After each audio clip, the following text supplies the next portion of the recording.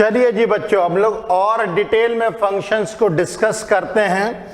अभी मैंने आपको ये बताया है जब भी कोई फंक्शन, जैसे यहाँ पे मैंने 4 एग्जाम्पल लिए, सभी के सभी फंक्शन a से b तक के जा रहे हैं। यहाँ पे सभी फंक्शन a से लेकर के b तक के जा रहे हैं और इन सभी फंक्शंस में आप ध्यान से देखेंगे तो आपको एक चीज कॉमन मिलेगी कि देखिए यहां पे सभी एलिमेंट्स की कोई ना कोई इमेज है, यहां भी सभी एलिमेंट्स की इमेज है, यहां पे भी सभी एलिमेंट्स की इमेज है और यहां पे भी सभी एलिमेंट्स की इमेज है। मतलब ये कि यहां पे इस सेट में जितने भी एलिमेंट्स होंगे सभी एलिमेंट्स की इमेज होगी, इमेज होनी ही चाहिए। ये मस्ट और कंपलसरी सिचुएशन है, ये मस्ट और कंपलसरी सिचुएशन है। यहां पे सब एलिमेंट्स की इमेज होनी ही चाहिए। अगर नहीं है तो ये फंक्शन ही नहीं कहलाएगा, क्योंकि फंक्शन क्या बोलते हैं, ये वो रिलेशन है जिसके अंदर में each and every element of set A has image in set B।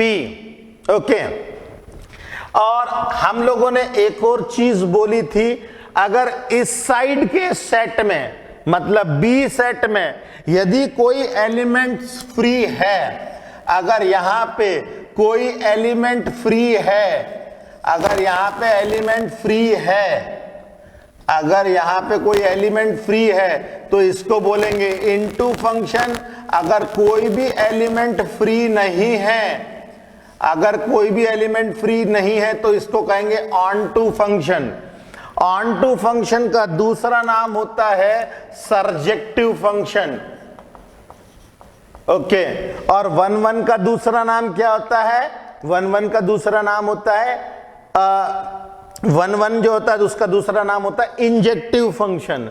जो 1 फंक्शन होते हैं उसका दूसरा नाम होता है इंजेक्टिव फंक्शन, और जो ये दोनों होते हैं इसे बाइजेक्टिव फंक्शंस कहते हैं।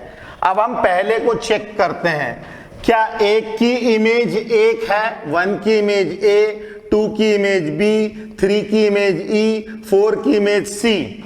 तो क्या हम इसे 1 फंक्शन कह सकते हैं? ये बिल्कुल 1 फंक्शन है।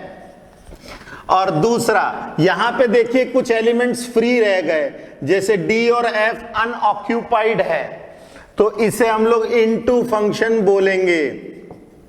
ओके, दूसरा, क्या ये वैलिड फंक्शन है? बिल्कुल वैलिड फंक्शन है। ये जो फंक्शन है बिल्कुल वैलिड फंक्शन है। जब हम यहां से यहां जाएंगे तो बिल्कुल वैलिड फंक्शन है। इस फंक्शन को हम लोग A से लेकर के B तक के बोल सकते हैं। फिर हम दूसरे को देखें, देखिए 1 और 2 की एक ही इमेज है A, तो ये मैनी 1 की कैटेगरी में आ गया, ये मैनी 1 की कैटेगरी में आ गया। दूसरा, यहां पे देखिए कुछ एलिमेंट्स फ्री हैं, यहां पे कुछ एलिमेंट्स फ्री है, मतलब ये इनटू की कैटेगरी में आ गया। क्या ये वैलिड फंक्शन है? बिल्कुल वैलिड फंक्शन है। 2 लोग एक रिसेप्शन में जा सकते हैं, कोई दिक्कत नहीं है, ठीक है। और ये एक वैलिड फंक्शन है, A से लेकर के B तक के जाएंगे तो ये वैलिड फंक्शन है, इसमें कोई दिक्कत नहीं है। अब तीसरा केस देखते हैं, देखिए 1 की इमेज A, 2 और 3 की इमेज एक ही है B, 4 की इमेज है C। क्या ये 1 फंक्शन है? बिल्कुल नहीं, ये मैनी 1 फंक्शन की कैटेगरी में आ जाता है, ये आ जाता है मैनी 1 फंक्शन की कैटेगरी में। क्या यहां पे कोई एलिमेंट छूटा है? यहां पे कोई भी एलिमेंट छूटा नहीं है। अब जब कोई भी एलिमेंट छूटता नहीं है तो हम उसको क्या कहते हैं? Onto function.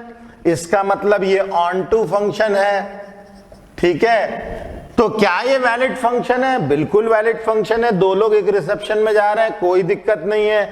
अगर हम लोग A से लेकर के B तक के जाए तो इसमें कोई भी दिक्कत नहीं है, ये एक वैलिड फंक्शन है। आखिरी वाला देखिए, ये 1 की इमेज A, 2 की इमेज D, C की इमेज B, 4 की इमेज C। क्या ये 1 1 फंक्शन है? ये बिल्कुल 1 1 फंक्शन है, इसमें कोई भी दिक्कत नहीं है। और क्या ये ऑन टू फंक्शन है? ऑन टू मतलब यहां पे कोई भी एलिमेंट फ्री नहीं है। देखिए आप, कोई भी एलिमेंट फ्री नहीं है, ये ऑन टू फंक्शन है। इसका मतलब ये कि जब हम यहां से यहां जाएंगे, जब यहां से यहां जाएंगे तो फंक्शन बिल्कुल वैलिड है ए से लेकर के बी तक के। मगर जो मेन डिस्कशन का टॉपिक है वो ये कि यदि हम उल्टा जाने की कोशिश करें रिवर्स डायरेक्शन में, जैसी मैंने रिवर्स डायरेक्शन कोशिश की इसमें, ये फंक्शन फेल हो गया। ये वाला फंक्शन फेल हो गया क्योंकि जैसे मैं बी से ए जा रहा हूं, ये डी और एफ की तो कोई इमेज ही नहीं बन पाएगी। ए की इमेज बन जाएगी 1, बी की इमेज बन जाएगी 2, सी की इमेज बन जाएगी 4, डी अनऑक्यूपाइड है, ई की इमेज हो जाएगी 3, एफ अनऑक्यूपाइड है। तो जैसे मैं उल्टे डायरेक्शन में जाता हूं, ये एक वैलिड फंक्शन नहीं होगा। जैसे ही मैं उल्टे डायरेक्शन में जाऊंगा, जैसे ही मैं उल्टे डायरेक्शन में जाऊंगा, बी से ए की तरफ जाने की कोशिश करूंगा, तो ये एक वैलिड फंक्शन नहीं रहेगा। ओके, सिमिलरली आप यहां देखिए, यहां पे भी बी अनऑक्यूपाइड है, डी अनऑक्यूपाइड है, और जैसे मैं उल्टा जाऊंगा, जैसे मैं उल्टा जाऊंगा तो 1 to many हो जाएगा। अभी तो क्या many to 1 था, दैट इज फाइन, मगर जब हम उल्टा जाएंगे तो ए ही 2 जगह पे जा रहा है, मतलब एक बंदा 2 रिसेप्शन में जा रहा है। तो जब हम उल्टे डायरेक्शन में जाएंगे इस फंक्शन में, तो ये फंक्शन हम लोगों को फंसा देगा। ये फंक्शन जो है नॉट डिफाइंड सिचुएशन में पहुंच जाएगा, और अब ये कोई भी वैलिड फंक्शन नहीं रह गया उल्टे डायरेक्शन में जाने पे। यहां पे क्या रीजन था? D and F R unoccupied, यहां पे इसकी कोई इमेज नहीं है। इसको हम ऐसा भी कह सकते हैं इसकी कि नो इमेज, इनकी कोई इमेज नहीं है। जब हम यहां पे जाएंगे तो रीजन क्या है? ए जो है, ए की मल्टीपल इमेज हो जाएगी, ये मैनी 1 बन जाएगा, ओ सॉरी 1 to many बन जाएगा, ये 1 to many बन जाएगा नंबर 1 ऑन ए। और दूसरा B and D don't have image, have no image. तीसरे केस में जाते हैं, जैसे मैं उल्टा जाने की कोशिश करता हूं, जैसे ही मैं उल्टा जाने की कोशिश करता हूं बी से ए, ये 1 to many हो जाएगा, ठीक है।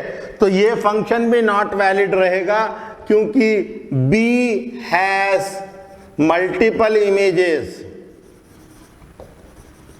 ये बन जाएगा 1 to many का केस।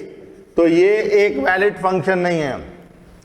मगर लास्ट वाला बिल्कुल परफेक्ट है। अगर हम उल्टे डायरेक्शन में जाएंगे, अगर हम उल्टे डायरेक्शन में जाएंगे तो इसमें कोई आपत्ति नहीं है, इसमें हम जा सकते हैं।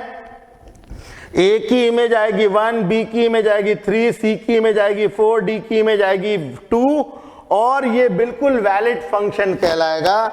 ये वैलिड फंक्शन का आप नाम दे सकते हो एफ इनवर्स, या आप इसको कोई दूसरा नाम दे दो जी, कोई भी दूसरा नाम दे दो जी। तो ये एक वैलिड फंक्शन कहलाएगा। यदि आपको कोई एक वैलिड फंक्शन बनाना हो या आप किसी फंक्शन का इनवर्स निकालना चाहते हो, तो वो 1 1 और ऑन टू दोनों होना ही चाहिए। 1 1 और ऑन टू अगर कोई फंक्शन है तो फंक्शन भी पॉसिबल है और उसका इनवर्स भी पॉसिबल है।